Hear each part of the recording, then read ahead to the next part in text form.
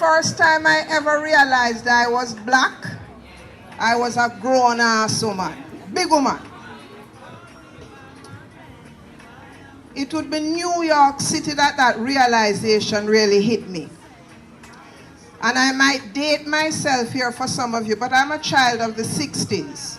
So for those of you who may remember the 60s, huge rise and shift in consciousness. We went from removing words like Negro from the vocabulary, replacing it with blackness. And when I talk of blackness, blackness comes with immense responsibility. Here where I went to school in Jamaica and grew up, you know the usual thing, go to school, study your book, do unto others as you have them do unto you. Respect your elders, respect your father, and behave yourself. So me do the thing, the good girl, as them call it. I'm about 13, and my mother hightails it. She's left. Marriage in shambles, affair in Wasara shambles. My father is on the lookout. Them time them I talk about 7 flights a day to Miami, and the man was she him born with jumped on one of those 7 flights a day and left. You see me? Anyhow, life continues.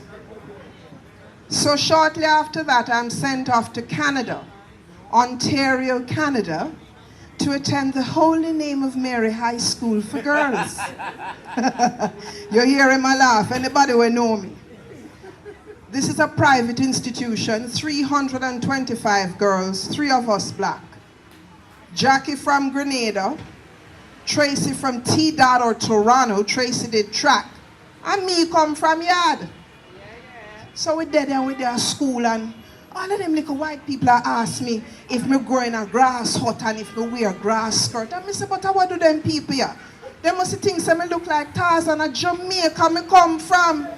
You don't really realize that in Jamaica, this is where the British royals honeymoon. Anyhow, when I would go home and tell my guardian these stories, she would say to me, "Now pay the people them no mind you, so you're better than them." Because as Jamaicans, we're proud people. Moving right along, we reach New York City now, 1985. Any New Yorkers in the house? All right, New York in the 80s did nice. So me dear, me go there and me take up with this man, this nice brown skin Rasta man, and him start teach me about Miriam Makeba and Hugh Masekela, and me start read James Baldwin. Big up to Bell Hooks tonight for those of you who know who Bell Hooks is. And consciousness arise. I'm listening to John Coltrane. I'm making love to Josephine Baker. It's that kind of time. Yeah. We go up at the Apollo Theater, Harlem, 125th Street, and New York, nice. And I remember one day Christy hands me the book, Black Skins, White Masks by Frantz Fanon. And so there the consciousness started to build. Marcus Garvey, all of that. Me a big woman by the time I learn all of this. Anyhow, I would be in the same New York City on a subway one day. And I must stand up against this woman too close. And the next thing the woman said to me, "Bitch, you better get on back your banana boat and go from where you came from." And I said, "But Ross," pardon my language. So, what I realized was, though we had a skin color similarity, we had a difference in psyche. And this is why, as Jamaicans, no matter where we go in the world, we are large and we're broad and we're unapologetic. Yeah? So anyhow, me sit with it and me say, wow, this is deep. Them time them I work 3 jobs. You know the Jamaicans? Me on my way now to the second of the 3 jobs that would educate me. Moving right along, we reach 2001.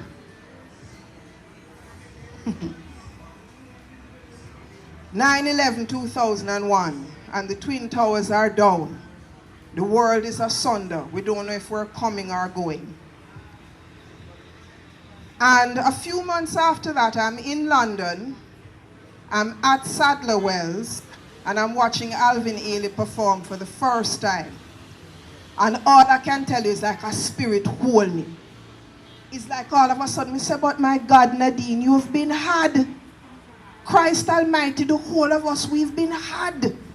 Bodies that move like this, that contort, that tell stories and history and carry lineage, cannot under any means be inferior. And where we are going with that, the story? And that was when the penny really dropped for me. We are from a nation that has a motto that says, out of many, one people. And I flip that. Because I say, out of one, we are many. Yeah?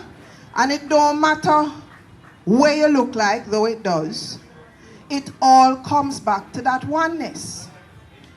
And I'm going to push the envelope here a little bit and say that blackness is not synonymous with Jamaicanness.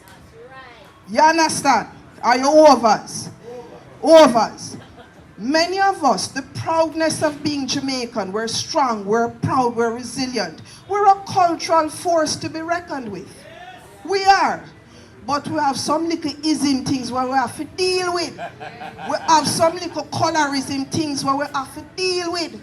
Yeah? And this is why I talk about the consciousness of being black. So here what? I'm going to tell you one more thing. Complexion, the word complexion drives me nuts. The only person I knew for years, probably still that use the word complexion, is my mother. Whenever me da call mommy and me come home and I say, boy, mommy, meet a little guy, you know. The first thing she asked me, what do you think she asked me? What complexion? Me say, but what do with this complexion thing? Make me come back in at the spot.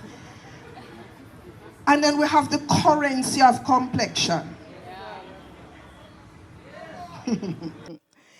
America and elsewhere is where we go to level the playing field. But we do have to go nowhere for level it, you know. We can do it right here.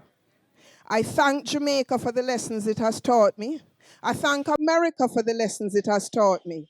I thank all of the countries in the world that I've been blessed to visit for the lessons that they have taught me, because they have informed me of who I am.